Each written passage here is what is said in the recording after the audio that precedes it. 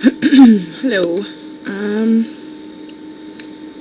I've been getting a lot of messages on my bipolar vlogs lately, so I thought I would make a bipolar number 3 vlog.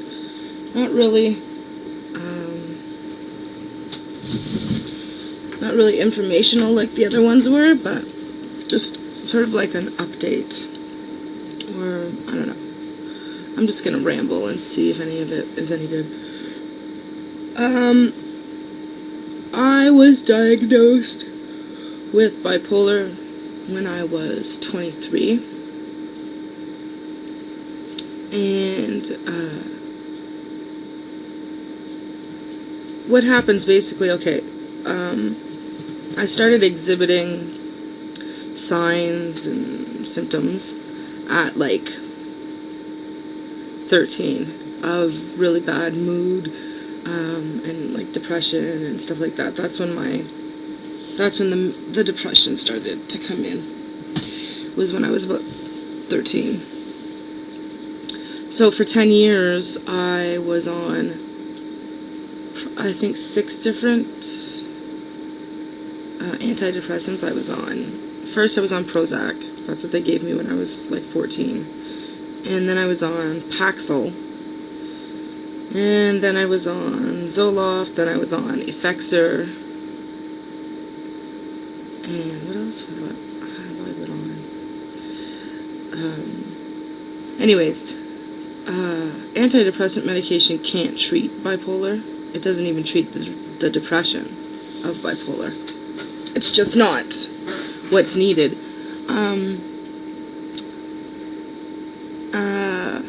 It does treat anxiety, which was probably why we thought it was working to a degree.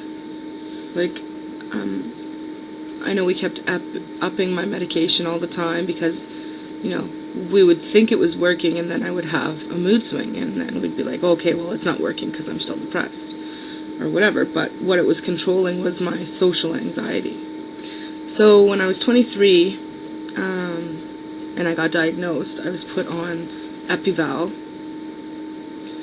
which is anti-seizure medication, often used for bipolar, because that's one of the main medications they use, anti-seizure. And it was a really horrible drug. I thought that I was getting better on it because I didn't know what better was. I thought, well, I'm not suicidal anymore, so that must be, getting better. Maybe I'm supposed to be depressed all the time. Like, maybe I'm still supposed to feel mood swings, just not as severe. That's what my reasoning was. So for a long time I thought I was getting better, and then after maybe 6 months or more of being on this medication, I started realizing that the side effects that it was causing weren't, what's the word? I just realized that I could take different medication, and that the things that it was causing were side effects and not actual symptoms of my illness, which is what I thought they were. Like, there's so many things that it causes. I had, blurred vision. I had really bad stomach. I had to start taking all sorts of stomach medication. I had to go get like procedures and samples of my stomach and stuff like that, and like they just didn't know what was wrong. There is a lot more side effects. A lot of my friends already know that my hair fell out, and that wasn't even listed as a side effect. And I thought it was stress. I didn't attribute it to the medication until I told my psychologist or my psychiatrist. Was like, I don't know, they ask you what's going on lately, blah blah blah, And I had told him that I was upset that I was losing hair. And then he told me, oh yeah, that's a side effect. And I was like, well, why didn't you tell me this before? Like, I'm obviously not going to go on something that makes my hair fall out. Oh, shit. Hold on. Okay, that was my cousin Ashley. She's bringing me a French vanilla. Yeah, so he said mild hair loss. And I said, well, that's fine then, because, you know, I have a lot of hair, so I don't mind losing some. And the longer I stayed on it, the more hair I lost. So eventually I went to him and said, you know, I can't be on this anymore. And then he said, well, I thought you didn't have a problem with it. And I said, well, yeah, I didn't, but now my hair is like so thin, I just can't, like. And so I went off of that, and I went on to lamotrigine, which is another anti-seizure medication, but it doesn't have like half the side effects.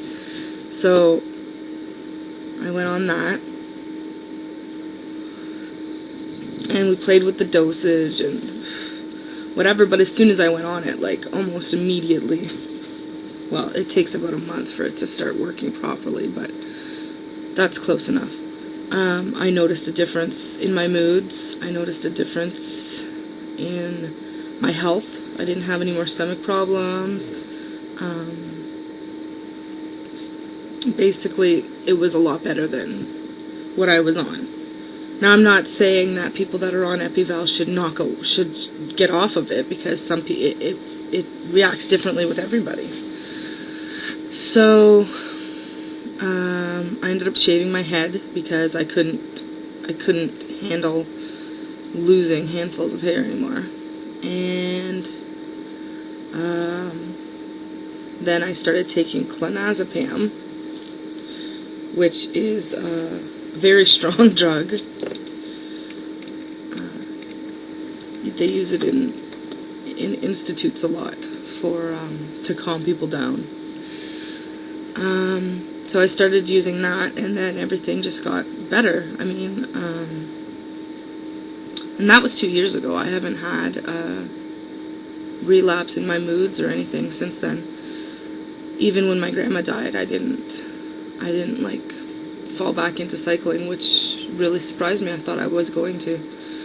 And then I started taking Effexor again, because my social anxiety was bothering me so much that it felt like I was undiagnosed again, and I was just a victim to my disorders. So I started taking that, and that really helped. And then I ran out of pills, and there was this big mix-up at the pharmacy, and I'm a big procrastinator, so I just went off of it, and I'm fine. I'm totally fine, and even my anxieties are really under control now. So, and I've been working out. So, when I spoke to my psychiatrist last week, he was asking me the questions that he asks to get, I don't know, they know what to ask. They're like, he just asks what I've been doing and what's changed since the last time he saw me. And since he takes notes at every session, then he'll, you know, flip back to the session and he'll be like, so, you know, what's this? It was really weird though, because he asked me about my ex-fiance. And he was like, how much of an effect do you think your ex had on your bipolar or whatever? And I was like, you know, I would really love to just blame it all on him, but I don't think that's the case. I mean, as hard a time as I had when I was with him, I think that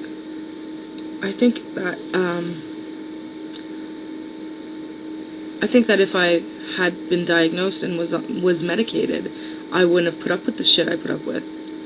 I just wouldn't. That's because that's not me. I don't put up with crap from people, especially people who say they love you. Like, I just think that's wrong.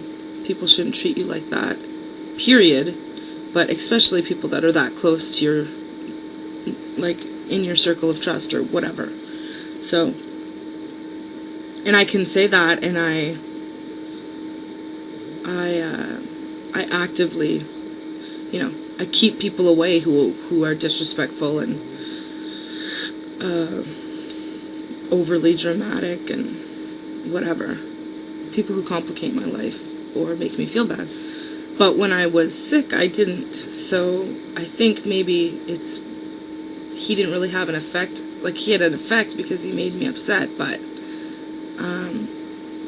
my bipolar was there regardless. And if I had been in remission, I guess you can call it, or whatever, stable.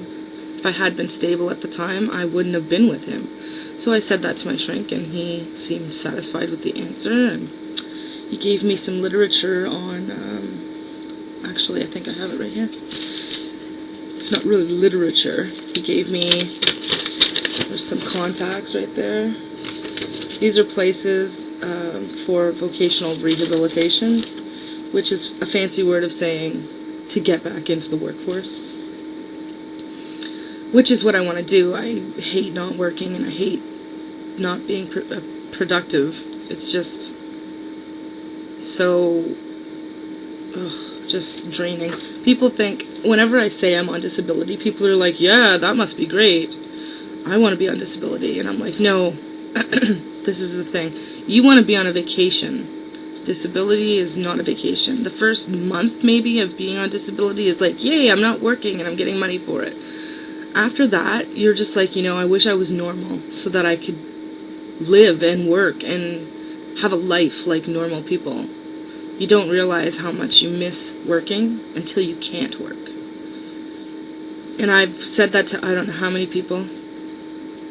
But the thing is, I make barely enough to live right now off of Ontario disability. And I'm thinking, I want to get back out into the workforce and whatever, I want to be a productive member of society. And I don't think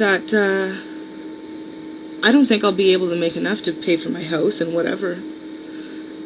So I'm going to call my ODSP worker and find out if you can go to school on disability. I heard that you could, and that's what I would like to do, because I've been to school twice and got sick both times and didn't finish. And it's really something that bothers me about my life. I would like to go and get a degree or a diploma or something, something that's going to help me have a career. I don't just want a job. Anyways, this is more rambling than it is anything, but it's just a bit about my past and my bipolar experience, and how it's gotten so much better since the different medications and the different, being independent, getting rid of a relationship that was dying. What else? Exercising, I find, is really, really helpful. Also having friends that are very supportive and help you get out there and whatever. I've gotten over most of my anxiety problems by, I can't remember the name. It's gradually introducing yourself into different situations until you're not nervous about them anymore. That's how I've gotten rid of most of my anxiety. There are some things that make me really anxious, and I don't think I'm ever going to get rid of them. But that could happen to anybody. Like, I can't drive in the winter. I was in a bad car accident in 2001 in the winter, and totaled my car and fucked up my back and blah blah blah blah.